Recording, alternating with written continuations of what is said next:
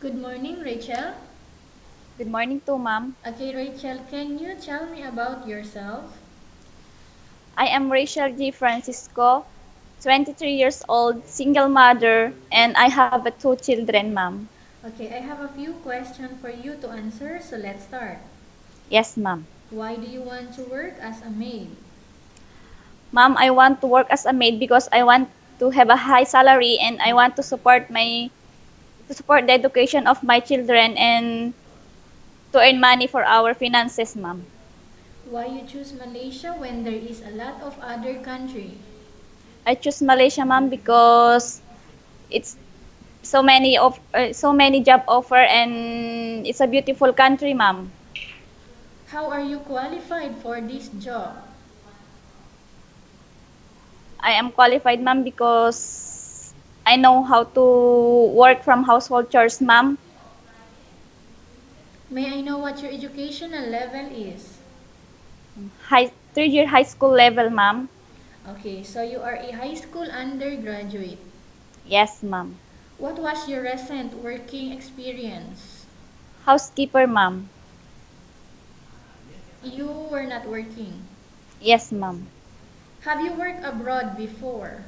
No, ma'am. Do you have experience of taking care of baby? Yes, ma'am. My own children, ma'am. Okay, your own kids. How about elderly?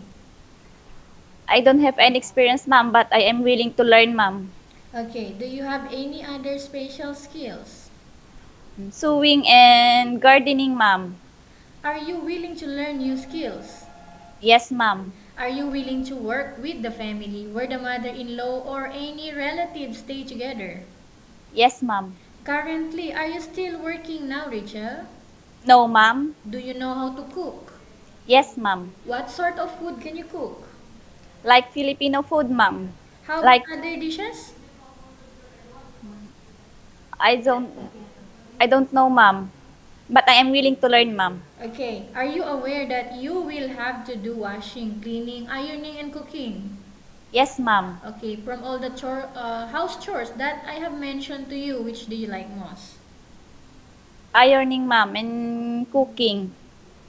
If ever you were selected to work in Malaysia, who will take care of your kids? My husband, ma'am, and my mother-in-law. You are not allowed to use handphone during working hours.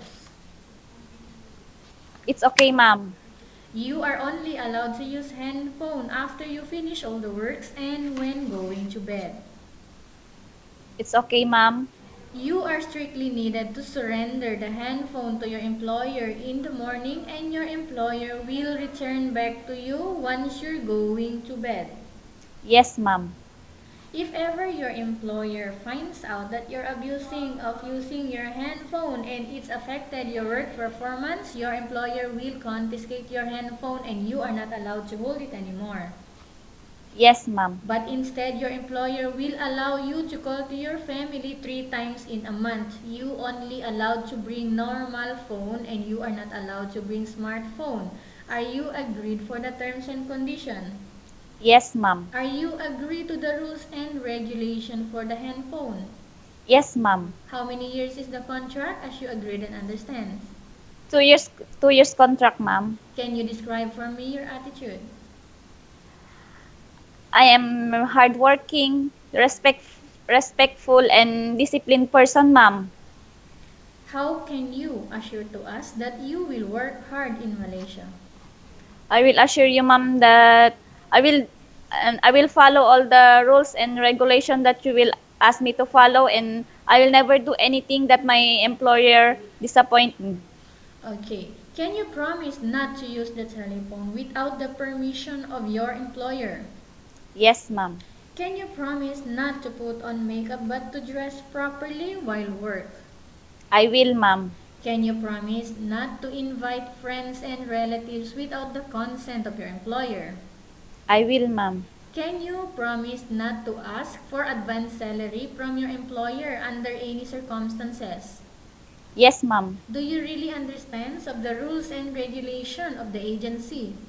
Yes, ma'am. Do you pay any placement fee for you to come to Malaysia to work as a maid? No, ma'am.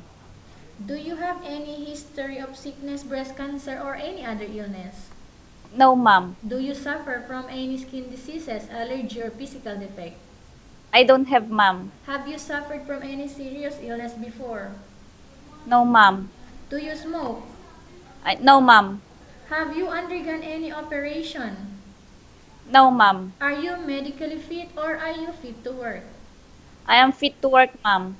Are you in any medication right now? I don't have, ma'am. Taking pills? No, ma'am. Are you allergic with any food? No, ma'am. Are you preferred to work for the employer of different races? Yes, ma'am. Are you prepared to eat the type of food taken or given by your employer? Yes, ma'am. Are you afraid of being left alone in the house? No, ma'am. Are you afraid of dogs or other pets? No, ma'am. Can you promise to work according to instruction from your employer? Yes, ma'am, I will. Do you have any family members, friends working in Malaysia? No, ma'am. I don't have, ma'am. Okay, Rachel, we have finished our question section. Let's go to case study. I have a case study for you here and I want you to respond truthfully. Upon Yes. arrival in Malaysia within 6 months only. Okay, example, if ever one of your family members passed away, what will you do? I will continue my work, ma'am, until I finish my contract. Okay, so what will you do? What help would you extend to your family members in the Philippines?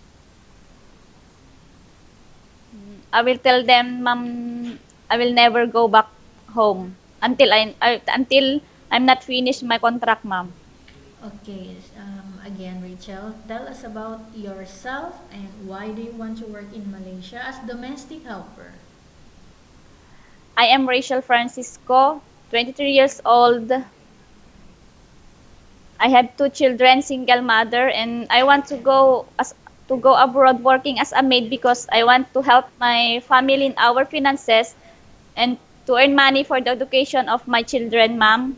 Okay, so if ever your employer is watching you right now, what do you want to tell them? Ma'am, please choose me because I am a hardworking mother, disciplined person, and I will promise you that I will follow all the rules and regulations that you will ask me to follow and never do anything that you will disappoint you, ma'am. Okay, that's good. Thank you very much, Rachel. We will update to your agency if there is any selection made by the employer. Yes, ma'am. Thank you, ma'am.